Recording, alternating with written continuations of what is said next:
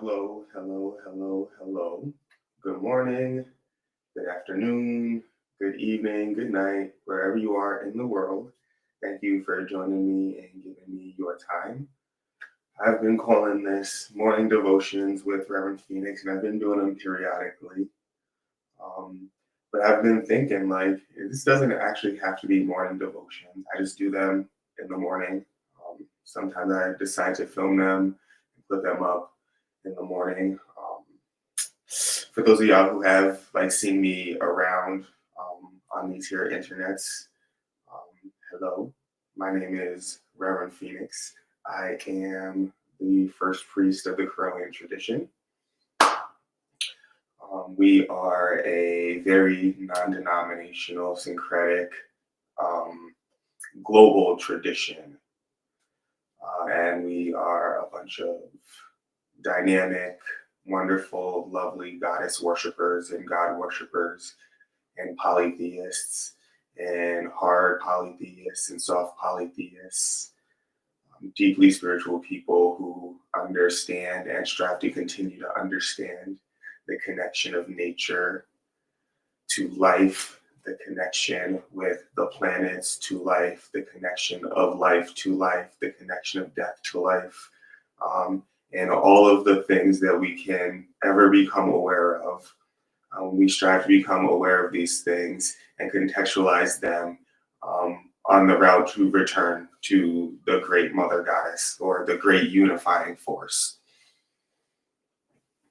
This particular practice, the morning devotionals to the higher self, is a Correllian technique. It's Correllian because that's how I learned it. I do know that a lot of other traditions and a lot of other practices and faiths do also acknowledge a higher self or a guardian angel or some kind of ultimate divine spirit that is basically us in heaven somewhere. However, my perspective comes from the Correllian perspective, as that is how I grew to practice the faith. Morning devotions to the higher self are deeply personal. They are meant to help us deepen our connection with our soul that already exists in the uppermost, highest plane of existence. This is a relationship that no one can take from us. This is something that cannot be corrupted, and it is only for our good and our good alone. And we got it because we were born. Our higher self, we have it because we were born here into the physical, and we have a lower self. Now, from the Correllian perspective, the higher self and lower self are ways of talking about the soul. And the higher self, the ultimate good, up in heaven, up with the goddess, up with the God, is also a part of that unifying force.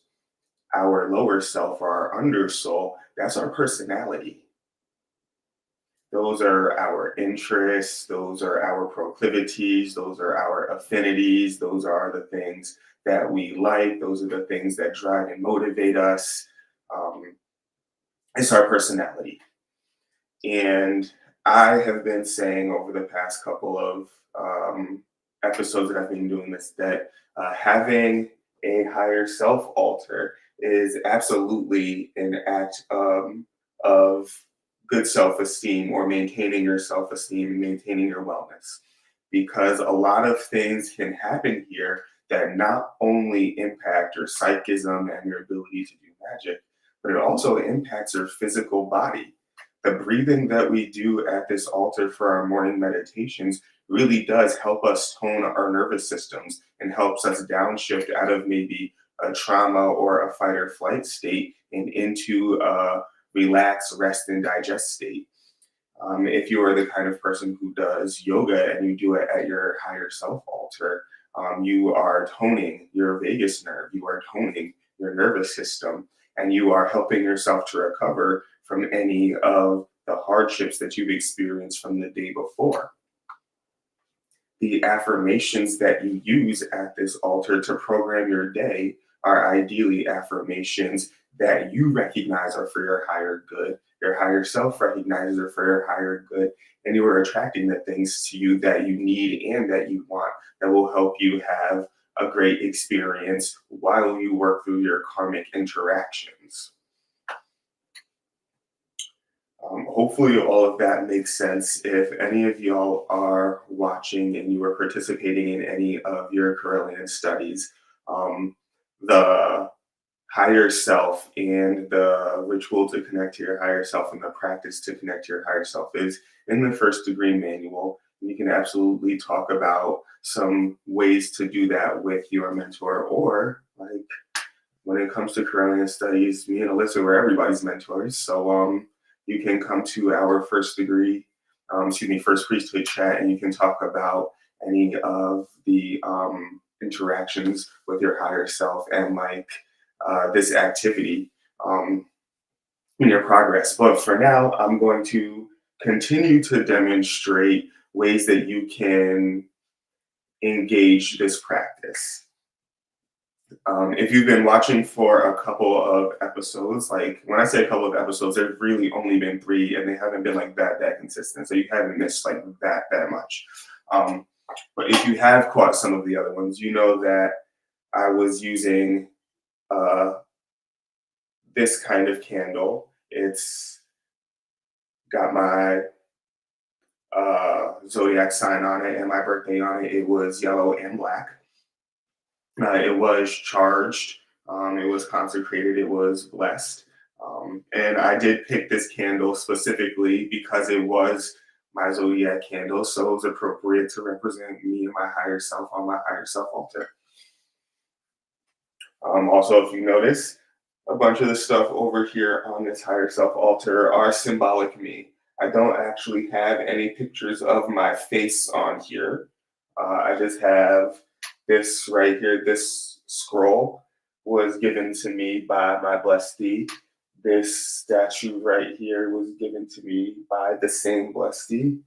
This statue right here was given to me by, um, I don't know how to describe Norman, other than he is, I would consider Norman one of the old guard. He is a higher up in of the Buffalo chapter of the OTO, is the best way that I can put it. Um, but that came from Norman.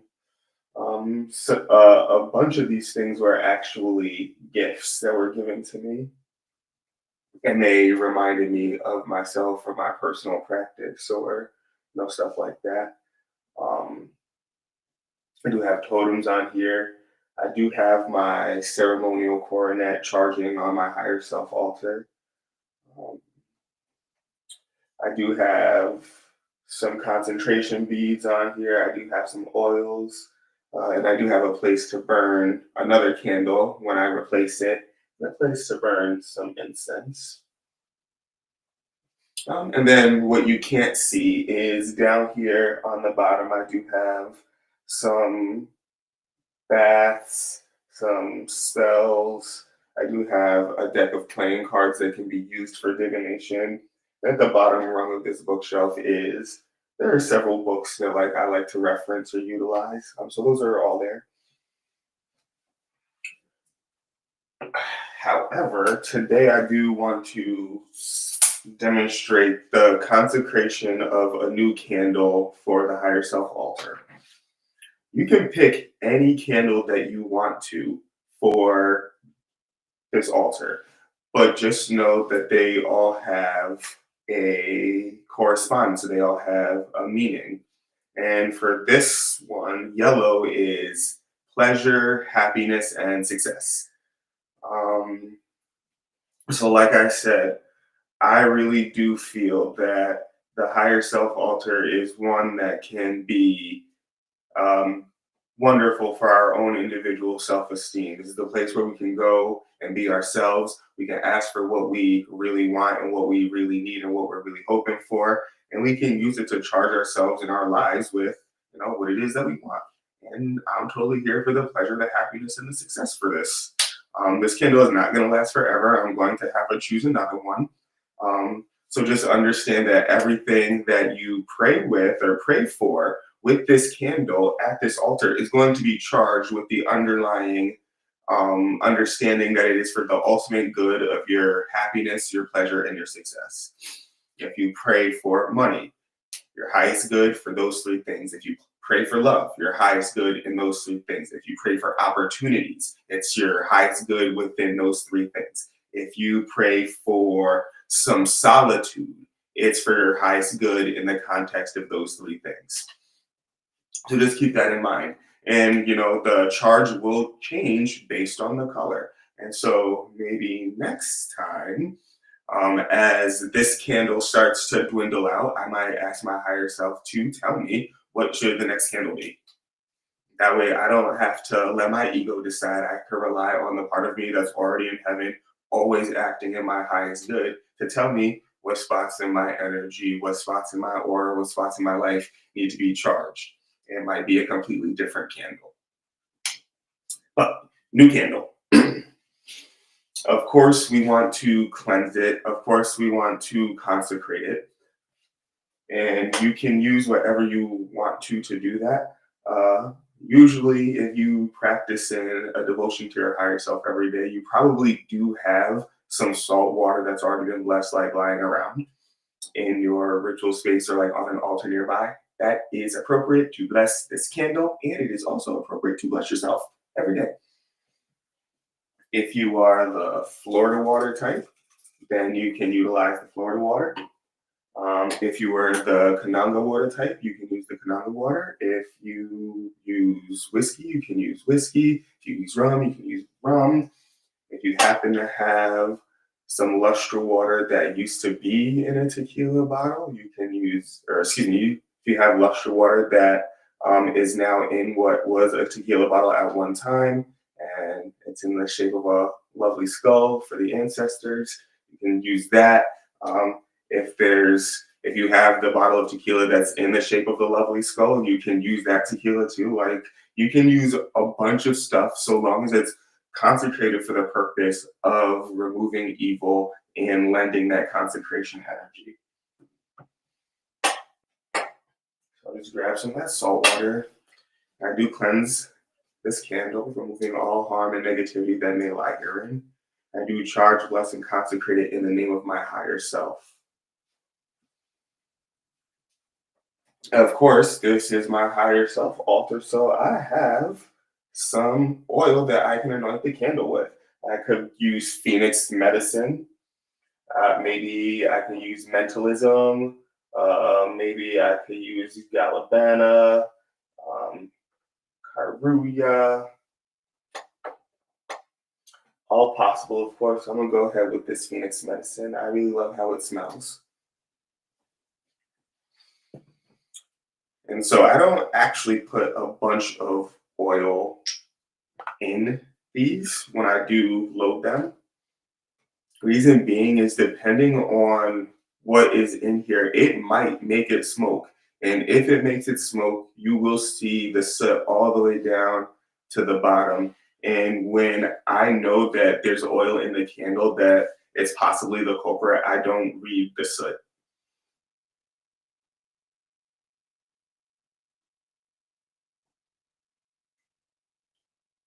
Just put a couple of drops in there.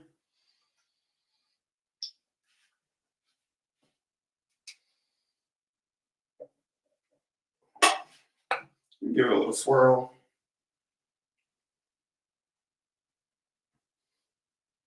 And of course, I personally only trust oils, magical oils, if they have some stuff in them. Like if they have some plant stuff or some stick stuff. Um, you know, um, I really do want to see that they've combined the relationship between the plants and the oils to like make a potent thing. So the oil's in here. I'm gonna give it a light.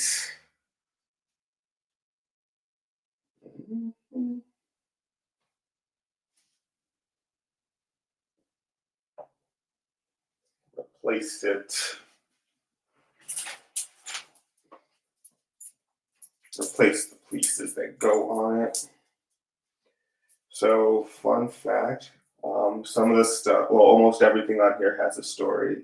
I do have these beads right here that I got from a trip to New York City.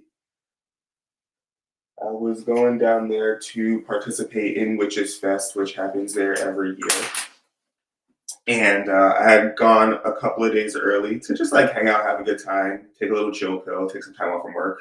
Um, or maybe I was even working from there. Who knows? I don't even remember the exact context. But I was out and about in Times Square, and I was getting hungry, looking for some food.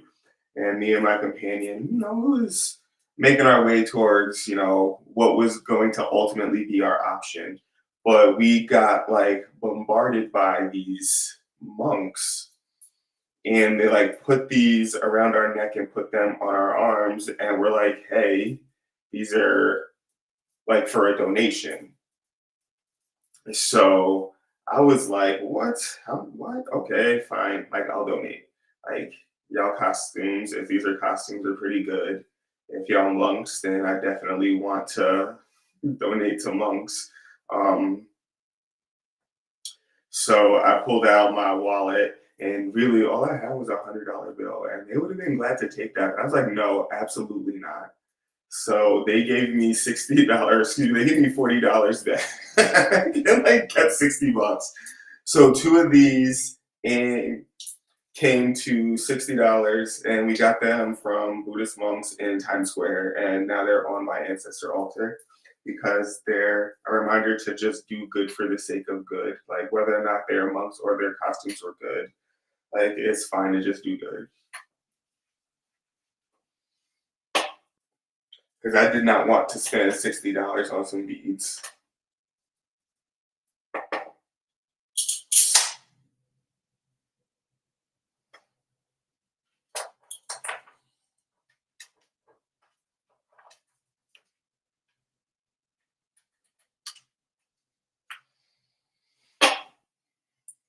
And then this one right here is the symbol for my temple.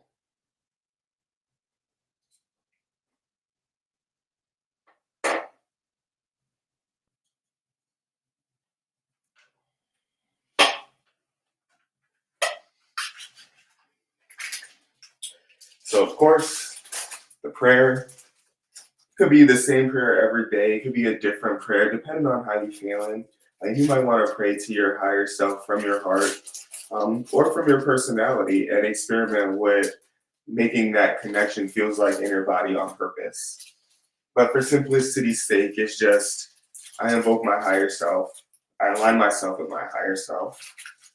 I part the veil so that my higher self and I are unified and complete.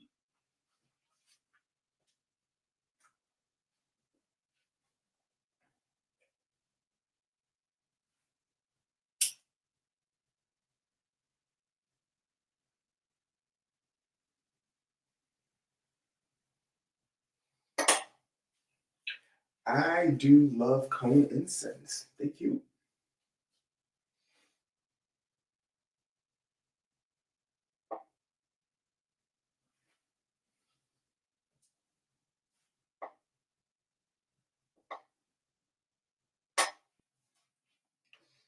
And so this is also the time to maybe breathe in through your nose and out through your mouth and set an intention for either the day to come, or if it is getting a little bit late, and you do this before bed, then you can make this as like your intention for a great night's sleep or an intention for a prosperous day tomorrow.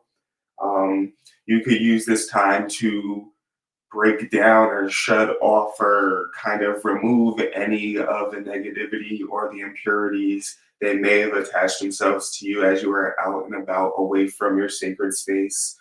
Um, there might be a certain astrological occurrence that you want to take advantage of that energy. And so you and your higher self are charging some water under that kind of activity. But either way, when we talk about these things, we talk about doing them at the same time each day. which for me means it's either morning, noon, night, or what have you.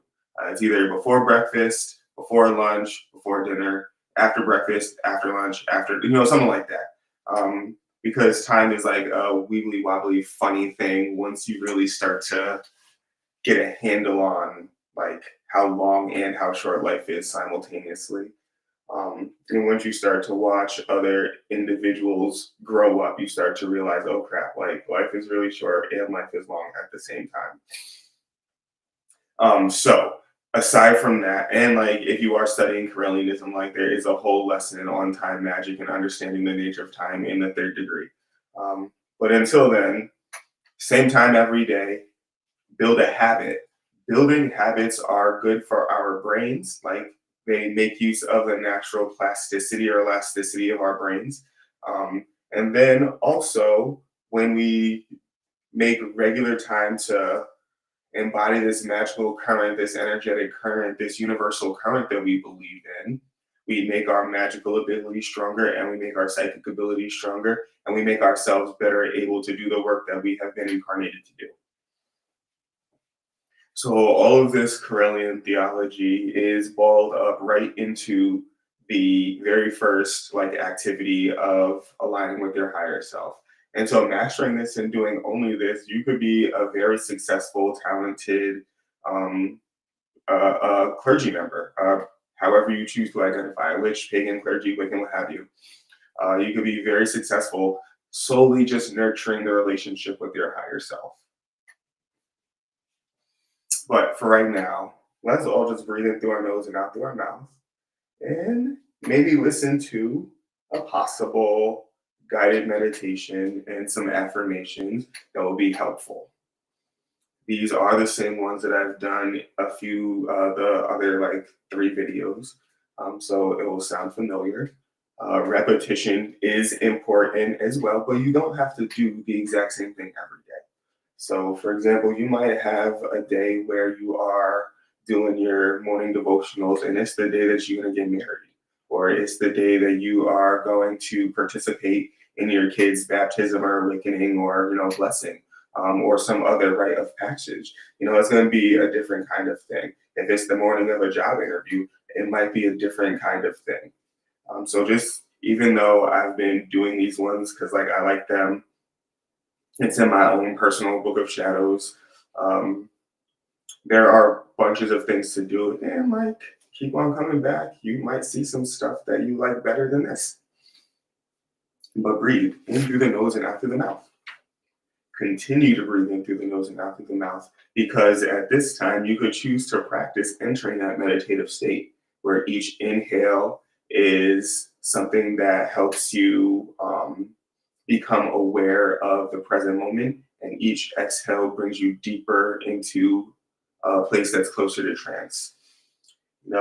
A good few deep, like 10 big, deep, honest inhales and exhales, and you will be at ritual consciousness where all the things that you do and say will be for your own personal benefit and your own highest good. And 10 deep, honest inhales and exhales more, and you will be in that closer to trance state where you can easily see through the veil and you can take a peek into the astral and 10 deep inhales and exhales more and you can project yourself into that, and you can do that as many times as you want to, making a space for it in your higher self devotion. So deep inhales, deep exhales. This time visualize your crown chakra, and from deep in the earth some energy comes up from the earth into your root chakra. Did I just say crown? Maybe I just said crown, but I meant root.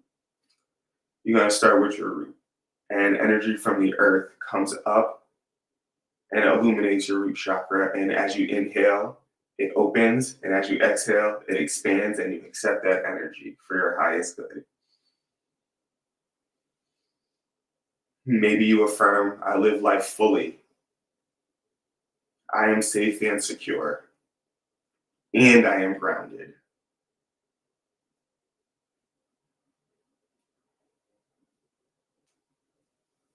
In through the nose, draw that energy up from your root into your sacral.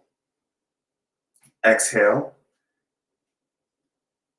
your sacral chakra is charged. It's spinning how it should. Maybe visualize as your chakra spins and snaps open, any cloggages or debris just kind of spin off. No, the centrifugal, whichever force it is that like causes things to shoot out when spinning occurs. Um, you can use that kind of visualization to clean and clear your chakras, and maybe you might affirm, my imagination is active. I embrace fun times and trust the relaxed flow of the day.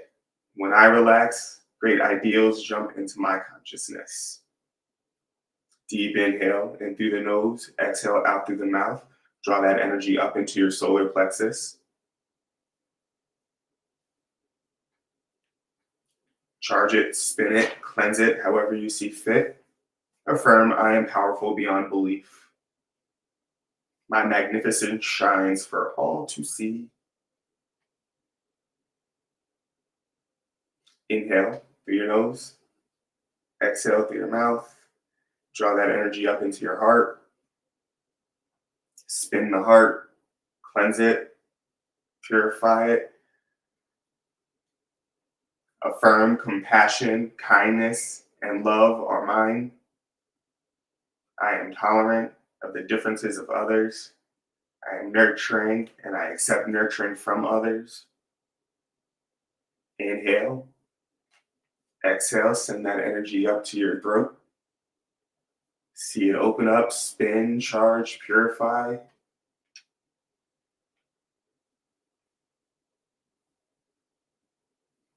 Affirm, I am impeccable with my word. When my word is spoken, it is spoken with love and kindness. Inhale, exhale, bring that energy up into your third eye. Cause it to open, spin, charge, purify.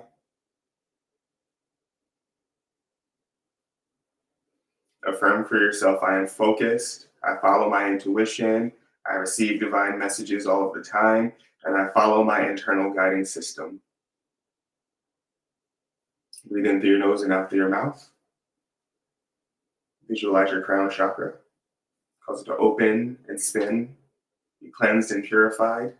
And affirm for yourself, my intuition is strong. I trust the signs and messages the universe sends me to guide me easily through life. Breathe in through your nose, out through your mouth. Send that energy from your crown chakra directly up into the heart of the universe, maybe where you imagine your higher self to be dwelling.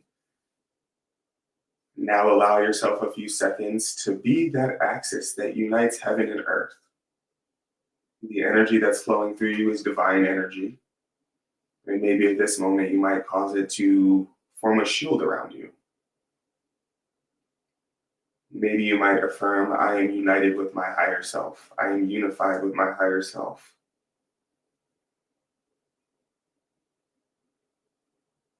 Maybe you allow the energy to fade from your energetic body. You allow your chakras to close one by one. They are cleansed and clear. There's no more energy flowing from the earth to your root. There's no more energy flowing from your crown into the center of the universe. But you are safe and secure inside this energetic body that you just created as your shield for today. And you might affirm your shield. My shield is impenetrable, save for the love and grace that the universe has to offer me. So mote be. And that could be it. A final breath. Allow everything to fade away. Shake it off a little bit. You can choose to let your candle burn, or you can put it out. Part of the thing that I do is that if I'm going to be home all day and not really go anywhere, I will just let it burn. And I have heard that and referred to that as keeping the altar hot. Reasons to keep the altar hot. It's ready to go when you are ready to go. Stay ready so you don't have to get ready. Point blank, period. Who knows when you might have to go to your higher self and pray about something, especially if you're home all day. You might get a text message, you might get some other kind of communication, you might read something, and it might immediately move you to prayer. You don't have to do anything because it's already lit up. I will put out my higher self altar and any of the other altars that I light up for devotionals. I'll put them out when I leave the house because, like, really, no need to chance it. Um, but that's really it for today. Thank you all for being here. Hopefully, you found any of this helpful. Hopefully, any of it inspired you to participate in your own.